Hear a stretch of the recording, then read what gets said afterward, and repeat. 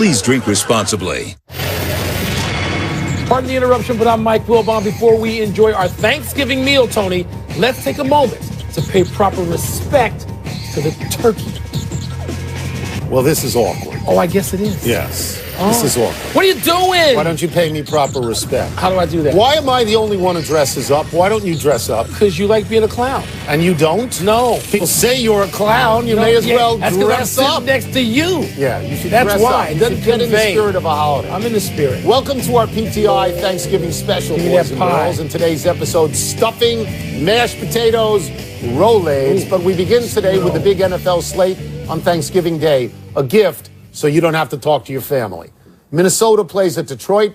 The Chargers go to Dallas. And the New York Football Giants close out the day right here in Washington, D.C. against the Redskins. Wilbon, which one team needs to win the most? Well, two games we're going to dismiss because they're dogs. Oh, they're turkeys.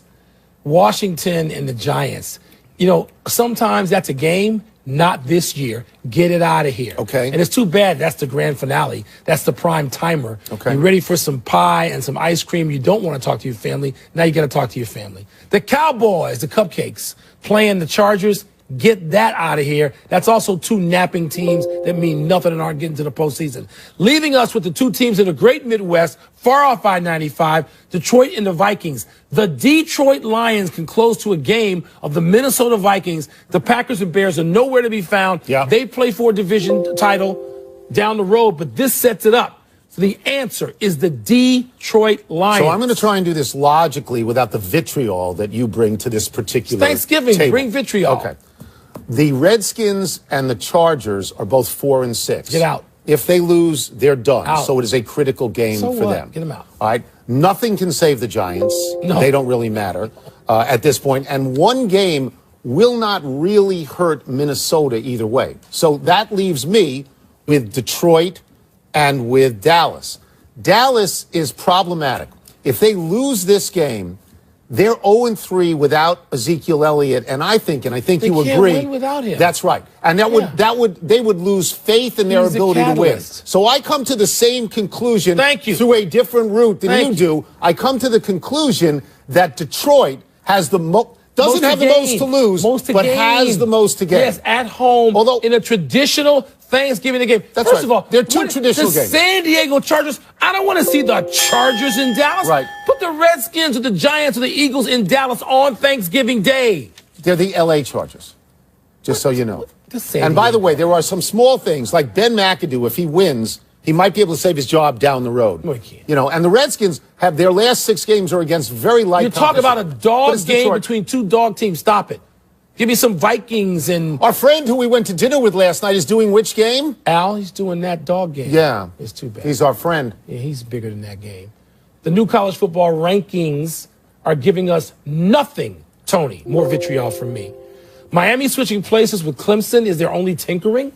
As a result, we have to play what if, as in what if number 1 ranked Alabama loses Saturday at Auburn, which certainly seems possible since Auburn is ranked number 6. One would think Alabama would fall behind undefeated Miami and Wisconsin, and perhaps as far down as 5 or 6. With all that in mind, Tony, should Alabama still make the playoff even if the Tide loses at Auburn? Absolutely, because they would finish their season before a bowl game at 11-1. And they would have the best loss of all the one-loss teams, because they would lose to a team in Auburn that would have, in basically successive hard games, beaten 2 number 1s, beaten Georgia. And beaten Alabama. What do And you do with Alabama Auburn? would be losing on the road. What do you do with Auburn? Oh, Auburn moves up. Well, suppose Georgia wins the title game. Okay, then Georgia gets in with Alabama. You know where I'm going with I know you this. got to have all 4 SEC teams. No, just 2. But I think what will happen is the loser of Miami and Clemson, I believe, is going to be out. But still, if there's 2 SEC teams in there, the team with jeopardy is Wisconsin. Then you know they what? have jeopardy. You know what?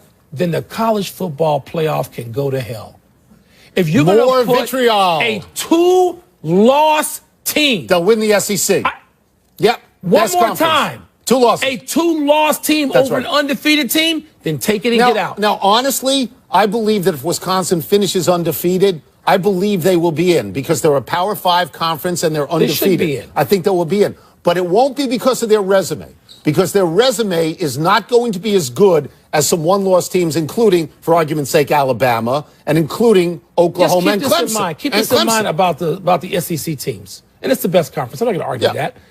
They play one fewer conference game than the Big Ten, which automatically strengthens our team's schedules. I understand. When you play Wofford and St. Leo in the middle of November, don't tell me about their resume. Well, Wisconsin played garbage Ahula in its first 3 games. I mean, you would concede. Will you at least concede that Alabama with 1 loss would be the strongest? Had the strongest loss. Yes. The strongest loss. I would concede that, but don't tell me Wisconsin's in jeopardy with 2 loss teams. I don't want to hear that. I didn't tell you the person inside the suit. I'll carve your turkey butt Kevin Sumlin is the head coach at Texas A&M today.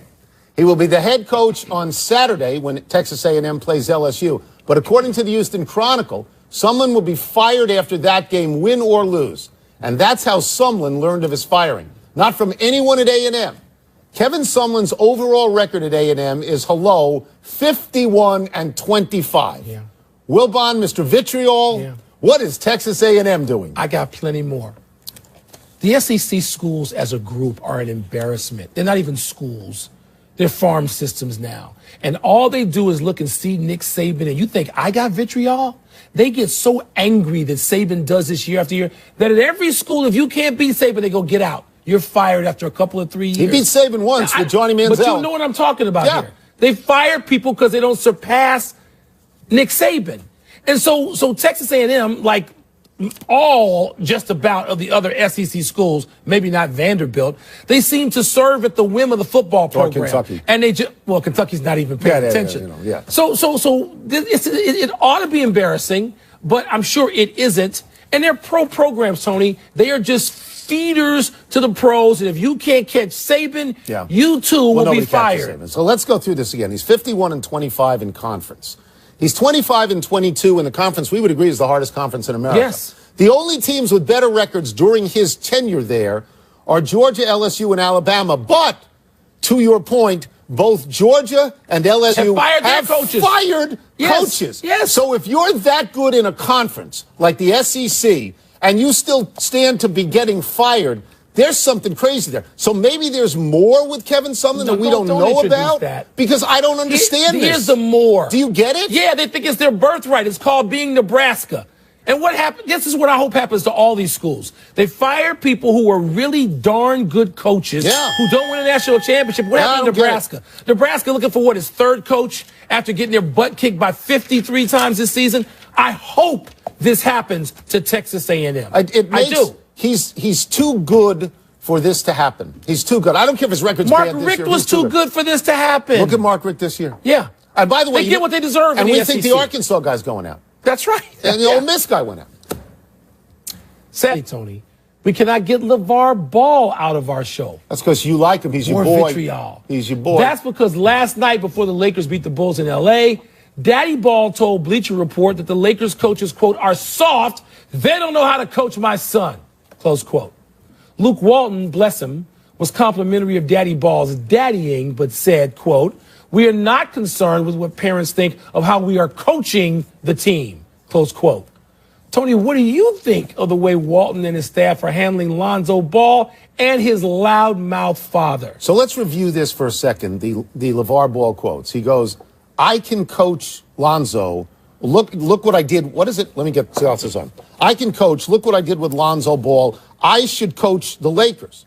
What he is saying is hire me and fire Luke Walton. So Luke Walton comes back, praises him, and then says, we're not concerned with what parents say, which is the same way of saying shut up. And the important thing to note here is that Luke Walton is the son of a very famous and very outspoken dad himself.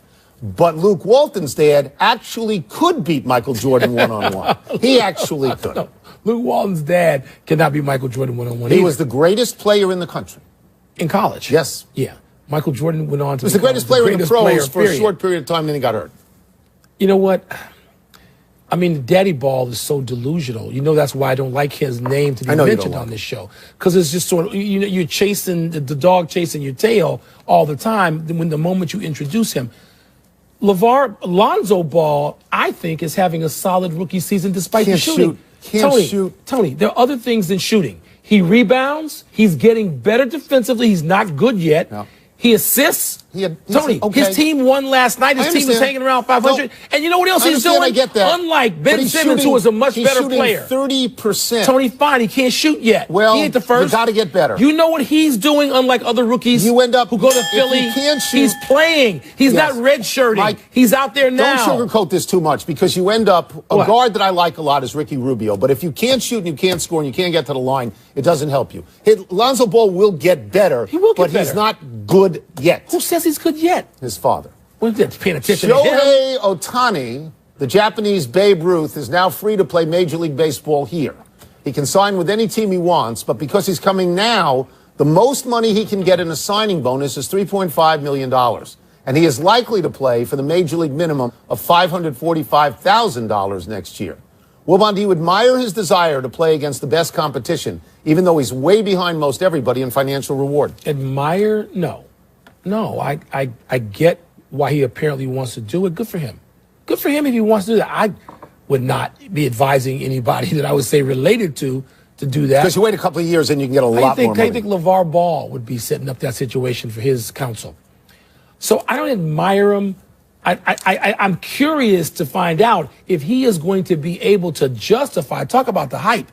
He is not the most hyped Japanese professional baseball player to come over. There have been more. I mean, to me, Ichiro was the most hyped, and he delivered. Well, he absolutely delivered greater delivered. than anybody. He absolutely delivered. He's the one. What is he going to do? Is this guy, does he want to be an outfielder and then I think both. pitch every fifth day? I think he wants does he want to be a DH in the American League, or should he hit as a pitcher in the National League where you get more at-bats? There's so many interesting possibilities here, Tony. I'm curious. Admire, that's going a little too far for me. I admire the fact that he wants to get over here as quickly as he can. I do admire that. And if he takes financial hit, he takes financial hit.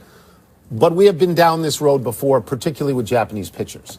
They are said to turn baseball on its ear, and they're not all that good. I remember Hideki Arabu and Daisuke Matsuzaka. Who is that good? Who's 100%? Well, let me tell you. They are advertised as Clayton Kershaw. Now, Yu Darvish has been very good, but he was very bad in the World Series. Nomo was a good player. In terms of hitters, Ichiro's it. Ichiro's a Hall of Fame guy. He's a Hall of Fame guy. So would I love to see this kid come over here and be good at hitting and pitching? Matsui was pretty good. Yeah, with the Yankees. Yeah. Yeah, but we don't get the delivery on the promises most of the time. We get about the same percentage as we get on other players. Do you have any idea where he wants to play? Because he could play anywhere. You have any idea? Well, first of all, it won't be about finances. No. It'll be about what your lineup looks like, what you think. If you're going to deliver on this potential to be Babe Ruth, and by the way, you got to go to New York. So you got to go to New York? No, we didn't have to go to New York. Rabu went to New York and was called a fat toad. By his own. Let's take. God, I just looked at myself in the camera. This is bad. Let's take a break. But coming up, our turkeys of the year. Among those who